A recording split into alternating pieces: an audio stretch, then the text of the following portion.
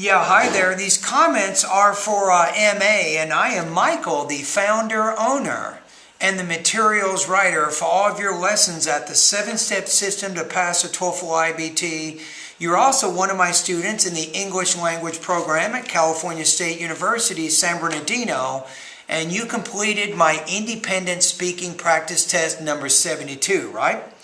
Now, what we want to do now is I'm going to listen to it. Let's hear what you have to say about the response. Now, going back to the question is this: what is more exciting to you when you have free time, hanging out with friends or being alone? So this one's a little bit tricky because you have to use gerunds in there. You like hanging out or you like being alone. So you have to make sure you have pretty good control of your gerunds, which is a grammar thing you have to worry about with this type of speaking task. Okay, so you say, I think hanging out with friends and free times is more excited, since I feel more comfortable and happy than be alone. I would say there, hanging out is more exciting. It sounded like you're saying excited. So is more exciting because I feel more comfortable and happy.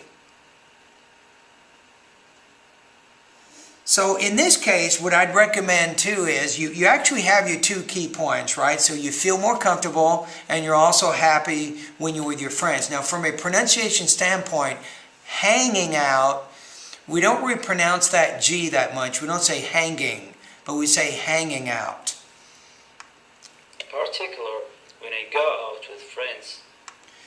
If you say particular, say in particular, when I go out with my friends. I frequently take out sadness, stress, or hunger. I would say I frequently eliminate sadness. I think it's a better word that better expresses what you're trying to say as opposed to saying I take out sadness. You can say I can eliminate sadness by hanging out with my friends. But the other thing you have to be careful about, you might do something like this. First of all, I feel more comfortable hanging out with my friends. Then you get to your example.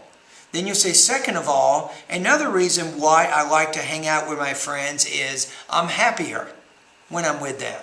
Then you give your example there. From sickness when I study abroad.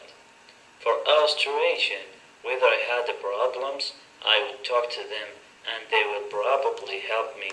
So what kinds of problems specifically? You might say here, for example, because I live in another country, I sometimes feel homesick, and my friends can help comfort me during this difficult time. If you did that, that would better connect that part of the speech and that example back to the first point that you mentioned in your topic statement. So you can probably improve your organization a little bit by doing that. With some tips or advices. Otherwise, Now, advices, we typically will say with some advice. Advice is a count noun. We usually don't put S on it. Be better.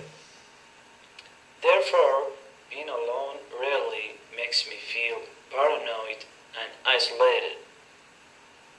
Okay, so I don't think you have a strong connection here because your topic statement is making the argument that hanging out with your friends is exciting because it makes you more comfortable and happy.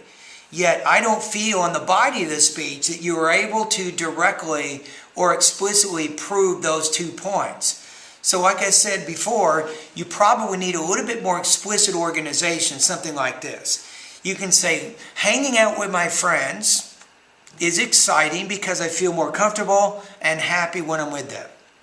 Say, first of all, when I'm with my friends, I feel more comfortable.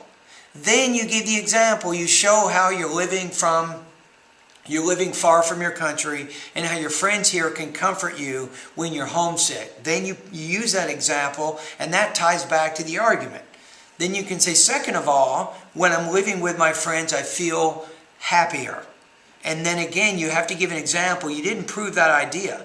You have to give an example to help prove why you're happy when you're around your friends. Okay, so now let's take a look at the rubric, so I can give you a score here. Delivery. I think that you're almost there. You have some minor pronunciation issues that you're dealing with, so I'd recommend start working in the pronunciation lessons of my course. Start with lesson number 7 or 8, go all the way to the end, and read out loud with me as you go through those videos.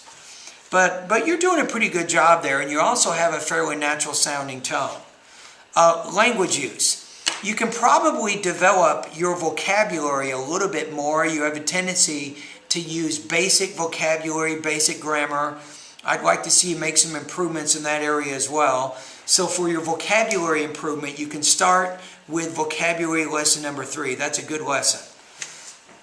Now, to help you with your grammar, you have some grammar issues in your speech, and you can probably work on using more advanced grammar. You can start with grammar lesson number 1, grammar lesson number 2, and then maybe you can, over the next few weeks, you can start completing exercises in grammar lesson number 7. Topic development. This is where you need to make the most improvements. It's how you organize and develop your responses. Remember, the whole key here, in order for you to have a coherent speech, you have to have a good topic with relevant supporting details. So you have the topics of being comfortable and happy when you're with your friends, but the details that you use in the speech weren't relevant in proving those two ideas. So this is where you need to make some improvements. 2 things. You can go to speaking lesson number 2 and also speaking lesson number 7 that will give you some good tips on how you can organize your ideas better than what you're doing right now. Now, in terms of your score, because of some problems in all 3 areas, delivery, language use, and most of your biggest issue is topic development, I'm going to give you a score of 2.16 out of 4, or 17 points out of 30. Now, for the purposes of our class, this is going to put you at 75%. All right? So now you know your score, you know some things that you can do now to improve your overall speaking proficiency of American English. All right, thank you for completing the practice test.